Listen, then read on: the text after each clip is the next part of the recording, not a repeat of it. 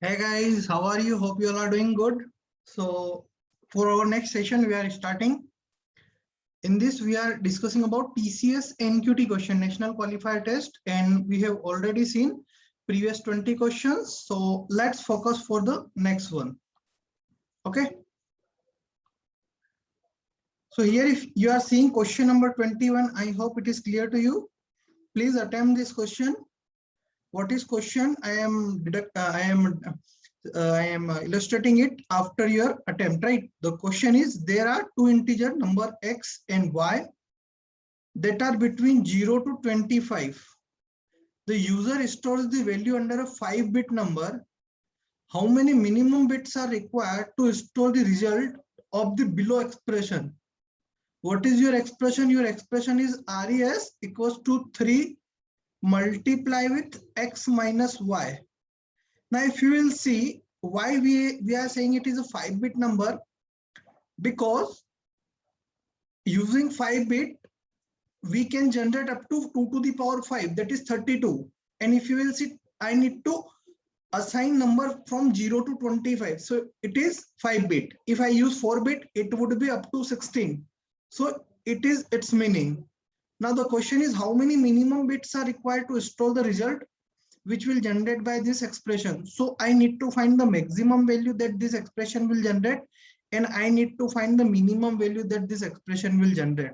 So 3 into the maximum would be, if I take the value of x as a 25 minus y, that is 0, I am taking for maximum, that is 25 3 is 75. And for minimum, what I can take 3 into, I can take the value of x as a 0 and y as a 25. So 35 minus 25 3 is a minus 75. So my range would be in the range of 75 to minus 75. Now if I am using 5-bit, so if I am using signed 5-bit, in that I can generate minus 32 to 31. So it is not the correct answer, because I need to print 75 and all the other numbers which is not fitting in this range. If I use 6, then 2 to the power 6, that is 32. So from 2 to the power 6, that is minus 64 to 63. This is also not fitting. So if I will take option C, that is 7, 2 to the power 7, signed integer. In that case, I can print minus 127, minus 128 to 127.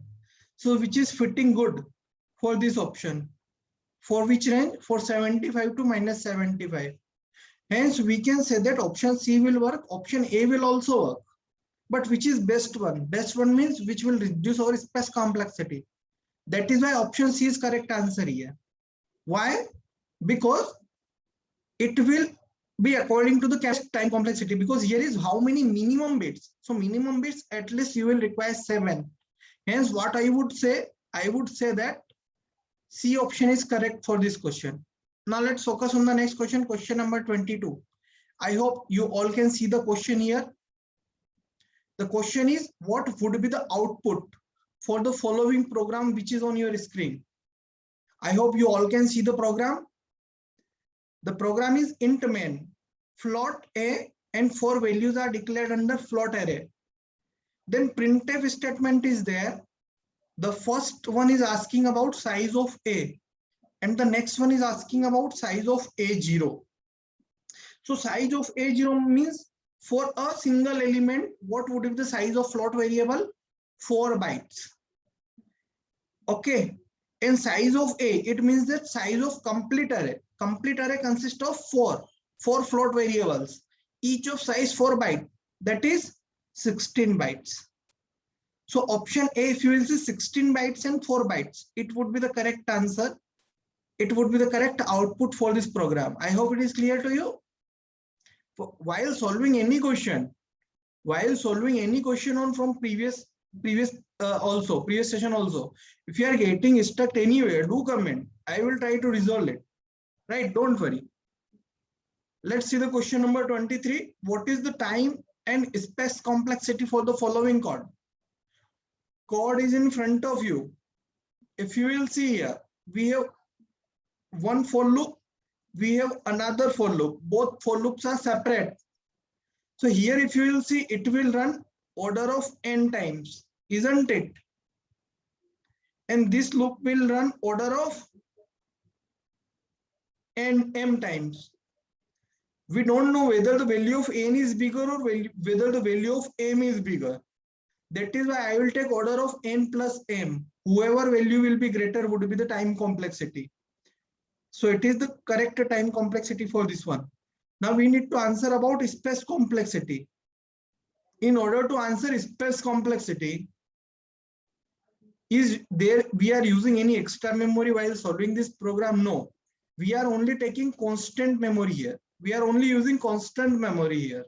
That's why what would I say, that the space complexity would be constant or order of 1, right? Hope you got the answer of this question, because the same questions, previous year questions, TCS NQT is this. If you are preparing for TCS, then this question will be real exam, real practical based question from previous year. From these sessions, what's benefit for you, that you will at least get to learn about the pattern of the paper, level of the paper, not only for TCS but for all MNCs. Okay, let's go to the next question. What is the time complexity for the following code? The code is in front of you. Int I, j and k equals to 0. For I equals to n by 2, I is less than n, I plus plus. So it will run order of n by 2, which is nothing but order of n. If you will see this, for j equals to 2, j is less than or equals to n, and every time what we are doing, we are multiplying. So we are multiplying means this loop will run log n time and base 2, because every time we are incrementing with the multiple of 2. So log base 2 n time this loop will run, and this loop is inner loop. So what I would say, the time complexity is order of n log n, n multiply with log n base 2. If we talk about space complexity, no extra memory we are using here. We are not using any kind of extra memory here. That is why constant. Okay, let's go to the next question. Very important and conceptual question, asked and expected in every kind of MNCs. Such kind of question. The question here is, which of the following option best suits for memory leak occurred? The word here used, we are memory leak. What does you mean by the term memory leak? Option A, resource allocation pending while debugging the code. Option B, program releasing resources allocated in the memory. Option C, program does not free the memory which is allocated dynamically. Or option D, occurs due to address assignment failure. So the correct answer for this is program that does not free the memory which is allocated dynamically. It is called as memory leak. It is suits best, right? You can see the detailed solution that whenever we are allocating memory dynamically, we have to delete the memory before the execution of the program completes, else a memory leak will happen. If a program has memory leaks, then its memory usage is hysterically increasing, since all systems have a limited amount of memory and memory is costly. That's why it will create problems. Hence option C, it is the correct answer. Let's go to the next question. Which of the following is correct declaration for a pointer to a function that returns a float? Syntax based question. You just need to answer syntax. What would be the correct syntax to declare pointer to a function that returns a float? Option A like that, option B like that, option C like that, option D like that. So focus on option C. Float star f. What does it mean? It simply means that pointer to a function. Pointer to a function. This is function pointer to a function that returns a float. Option C is the correct syntax. Just syntax based knowledge. If you have the knowledge of syntax, you can attempt it. Option C is correct answer for this question. Let's focus to the next question. What is the time complexity of the following code? Again, a C programming code is in front of you. You need to answer that what is the time complexity of it. Int a equals to 0. For I equals to 0, I is less than n, I plus plus. For j equals to n, j is greater than I, j minus minus, and then this statement will execute. So if you will see initially, let's take the value of I is 0 as declared here. 0. Okay, and j is initialized with n. We are assigning the value of j as n. J is greater than n. I. What does it mean? N is greater than 0. Obviously. So this statement will execute for this. Next time we are post decrementing it. Means after that my next value would be n minus 1, which would also be greater than 0. Again, I will execute this statement. And similarly, n minus 2, n minus 3, and up to 1, I will execute it.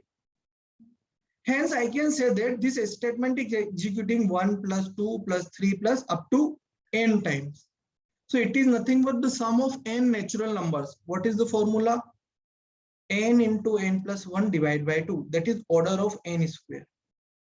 Hence, we can say the time complexity is order of n square. I hope it is clear to you. You can take a particular value of n and check that. No need to worry. You can check. You can take any particular value. You can dry run with the particular value of n, and you will get the correct answer. That you can see whether it is running order of n square time or not. Right. So option order of n square is correct answer for this question. And this kind of conceptual clarity company needed, industry needed. If you know about such kind of complex, such kind of problems or such kind of concepts, then they will train you according to their arena. You do not need to worry about it. The main focus here should be on such kind of simple concepts. Such kind of concepts, if you know, means they will declare you that you are technically fit for the industry. If you don't know this kind of concept, means you are not technically fit. You need to improve.